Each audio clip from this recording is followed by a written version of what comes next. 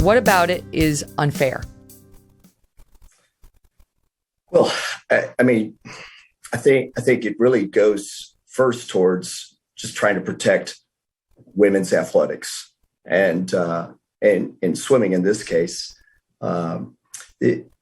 What's unfair is, in the long and short of it, is Lia Thomas was born a man and biologically went through puberty and everything as a male. So there's some significant differences in the development between male and female, particularly during puberty, physiologically. And so, just the long and short of it is that is why there is women's sports and men's sports. And that was created to create a level playing field so women could thrive and excel in their own arena.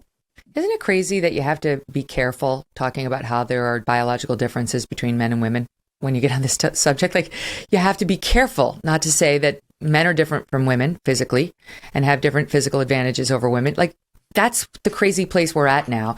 That's not disrespectful to transgender swimmers or athletes or anybody else to say there are biological and physical differences between the two sexes.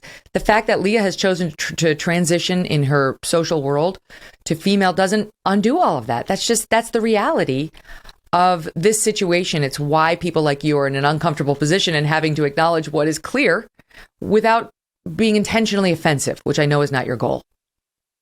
Oh, I mean, absolutely. I mean, in the classroom, in the workplace, more power to Lia being who Lia wants to be and being her true self. Absolutely support that 100%. I think where it gets kind of murky is this is there's a place where in the community where it's all or nothing. And again, I think there have to be some areas where we've carved out and protect. Women have been a protected class in sport, and now with sorry to like this, but a biological male coming in at a high level among women is going to take opportunity and really change kind of if this happened over and over and over again, it's really going to change how women would even approach sport. Some might leave the sport.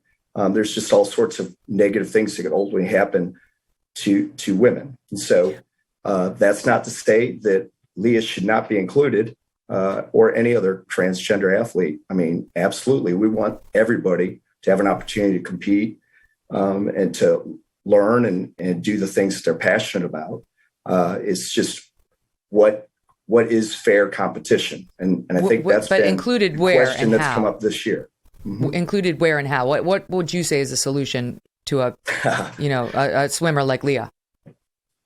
Well, I feel like USA Swimming came out with some good guidelines about a month ago, and the NCAA said that they were deferring to governing bodies, and so lo and behold, USA Swimming appropriately came up with some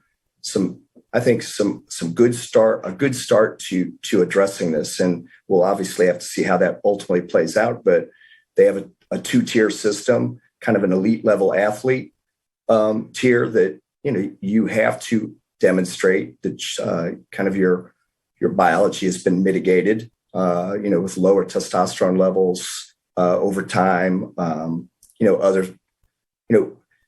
other ways that you have mitigated your male biology to compete fairly as a woman. And then at the lower level, just for those who want to participate and just be in the sport, we're giving them an opportunity, USA Swimming, to swim is who you identify as. And I totally agree with that. I think at some level, you want, especially at the elite level, you want to assure a level and fair playing field. Mm-hmm.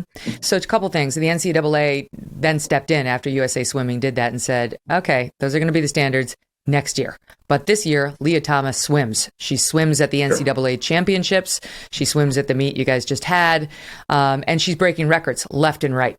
And this, despite some swimming observers who believe she's phoning it in on some, like she's holding back to try to keep it closer than she could make it. I read several reports about that because those who observe swimming say you can tell when a swimmer's not giving it their all. And they feel like under the national spotlight now, Lia Thomas is doing just enough to make it tight, but place herself as the winner in most of these races. I don't know if you've observed that too, but the point is she gets to swim. She's going to swim in the NCAA championships this month in 2 weeks. And I wonder if you think that's okay.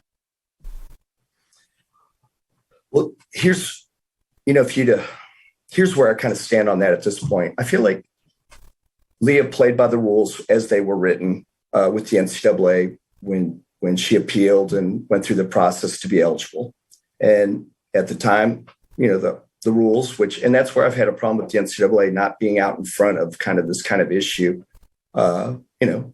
This is not on Lia. This is kind of on governing bodies and that to have taken care of these things and protect women athletes and kind of the fairness of sport.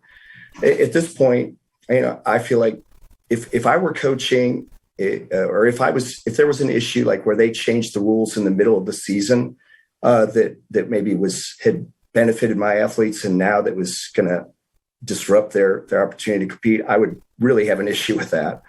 I think in this case, I would take the same stance. I mean, at this point, NCAA is a collegiate season. Lia started it. Lia should finish it.